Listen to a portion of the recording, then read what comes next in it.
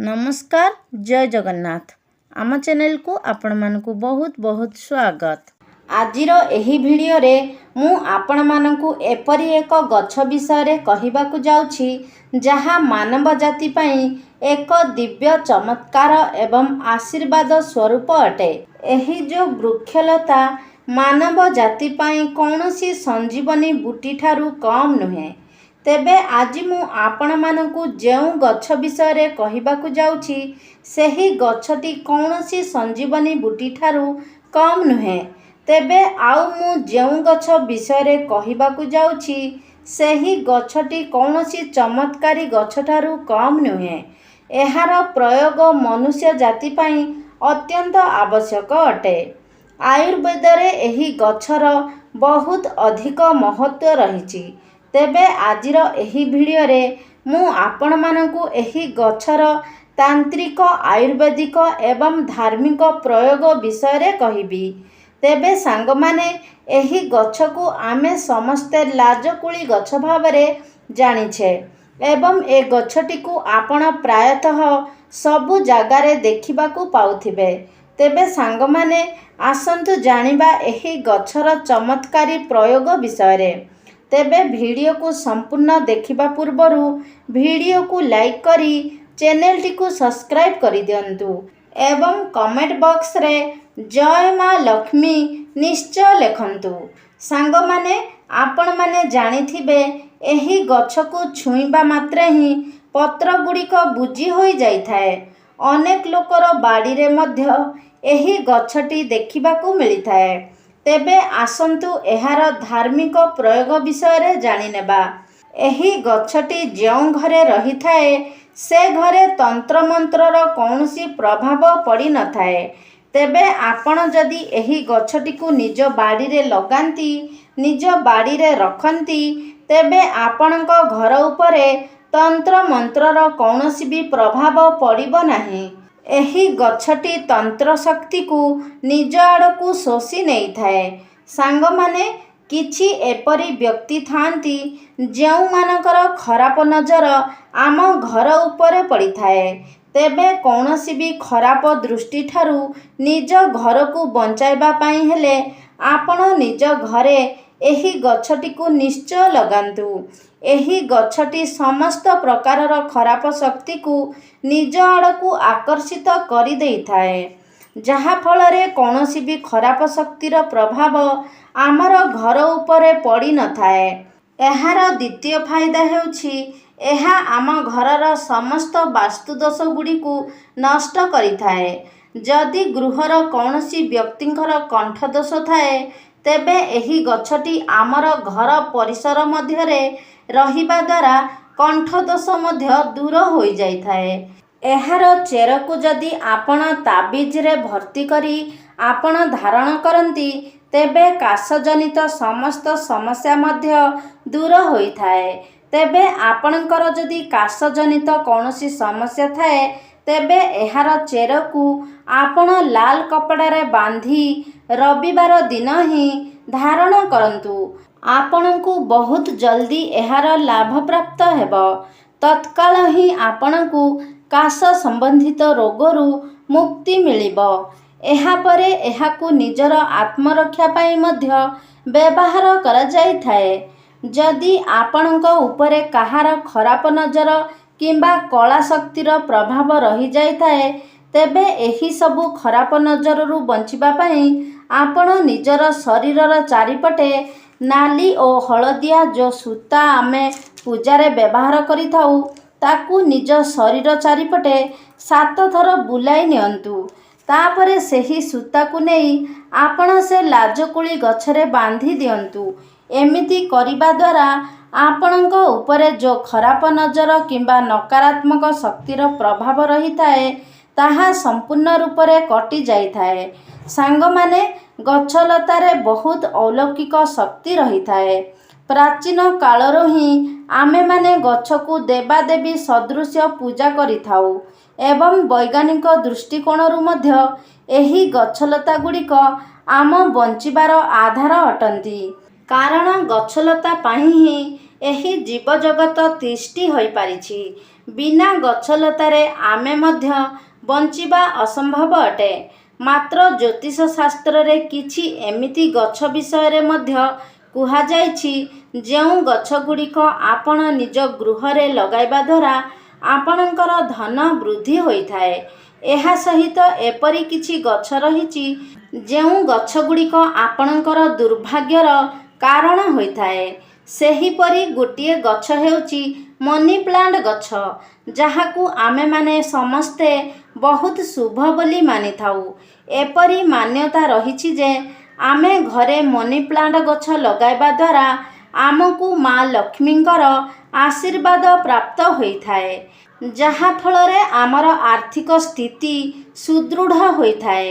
ତେବେ ଆପଣ money plant ଭଳି ଯଦି ଲାଜକୁଳି ଗଛକୁ ମଧ୍ୟ ଘରେ ଲଗାନ୍ତି, ଯେଉଁଦିନ ଆପଣ ଏହି ଗଛକୁ ଘରେ ଲଗାଇବେ ଆପଣ ଦେଖିପାରିବେ ଯେ ସେହିଦିନଠାରୁ ଆପଣଙ୍କର ଆଧ୍ୟାତ୍ମିକ ଉନ୍ନତି ହେବାକୁ ଲାଗିବ।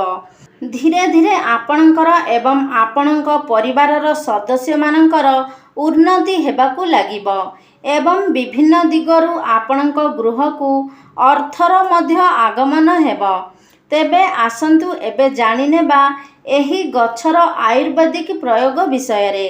ଯଦି କୌଣସି ବ୍ୟକ୍ତିଙ୍କର ଅର୍ଶ କିମ୍ବା ମଳକଣ୍ଟକ ଭଳି ସମସ୍ୟା ରହିଛି ଏବଂ ମଳତ୍ୟାଗ କରିବା ସମୟରେ ମଳରେ ରକ୍ତ ପଡ଼ୁଛି, ତେବେ ଏହିସବୁ ସମସ୍ୟାଗୁଡ଼ିକ ବେଳେବେଳେ ଔଷଧ ଦ୍ୱାରା ମଧ୍ୟ ଠିକ୍ ହୋଇନଥାଏ।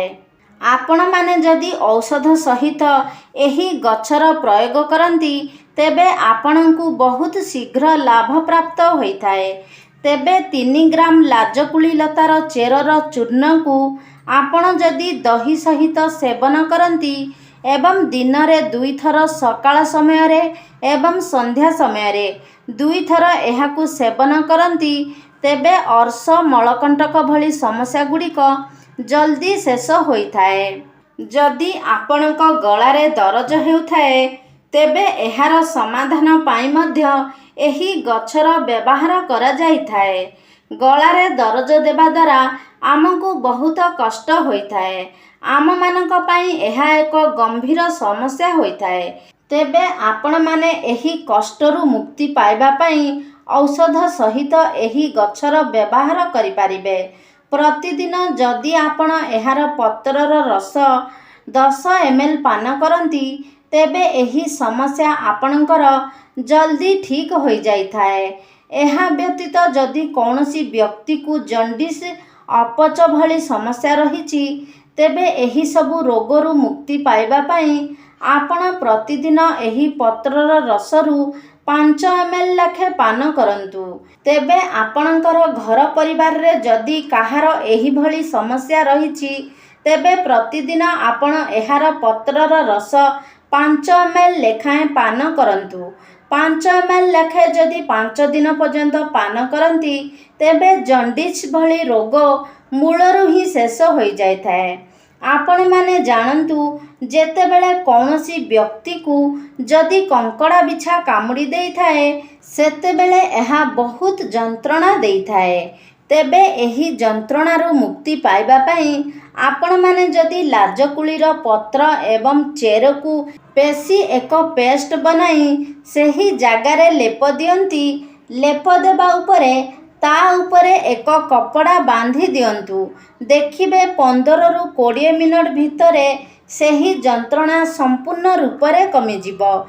ଘା ଭଳି ସମସ୍ୟା ପାଇଁ ମଧ୍ୟ ଏହା ଲାଭଦାୟକ ହୋଇଥାଏ। ବେଳେବେଳେ ଯେଉଁମାନଙ୍କୁ ଡାଇବେଟିସ୍ ହୋଇଥାଏ, ସେମାନଙ୍କର ଶରୀରରେ ଏହି ଘା ଭଳି ସମସ୍ୟା ଦେଖିବାକୁ ମିଳିଥାଏ। ଯଦି କୌଣସି କାରଣରୁ ସେମାନଙ୍କ ଶରୀରରେ ଘା ହୁଏ, ତେବେ ତାହା ଶୁଖିବାକୁ ସମୟ ଲାଗିଥାଏ। ବେଳେବେଳେ ସେହି ଘା ଶୁଖି ମଧ୍ୟ ନଥାଏ। ଏହିସବୁ ସମସ୍ୟାରୁ ମୁକ୍ତି ପାଇବା ପାଇଁ ଆପଣ ଏହି ଗଛର ବ୍ୟବହାର କରିପାରିବେ। ସେଥିପାଇଁ ଆପଣ ଲାଜକୁଳି ଗଛର ମଞ୍ଜିର ଚୂର୍ଣ୍ଣ କରିନିଅନ୍ତୁ ଏବଂ ସେହି ଚୂର୍ଣ୍ଣକୁ ଘାରେ ଲଗାନ୍ତୁ। ଦେଖିବେ ଏପରି କରିବା ଦ୍ୱାରା ଜଲ୍ଦି ଘାଟି ଶୁଖିଯିବ।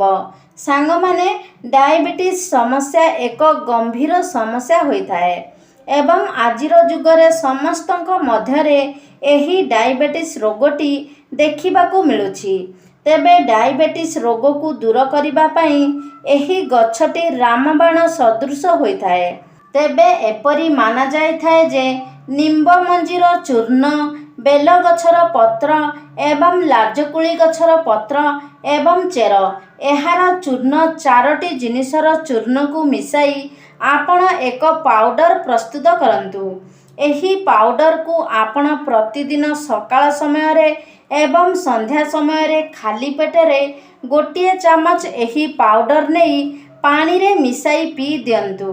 एहाकू सेवन करिबा द्वारा आपणकर सुगर भली समस्या कंट्रोल होइजिब। तेबे आसंतु एहार तांत्रिक प्रयोग विषय जानिनेबा। तेबे सांग माने एपरि माना जाए जे एहार चेर को धारण करिबा द्वारा समहन शक्तिर विकास होइथाए। लोक माने आपणक आकर्षित होइथांती। एहाकू धारण करिबा द्वारा एक अतिरिक्त ऊर्जार निर्माण आपणक शरीर रे होइथाए।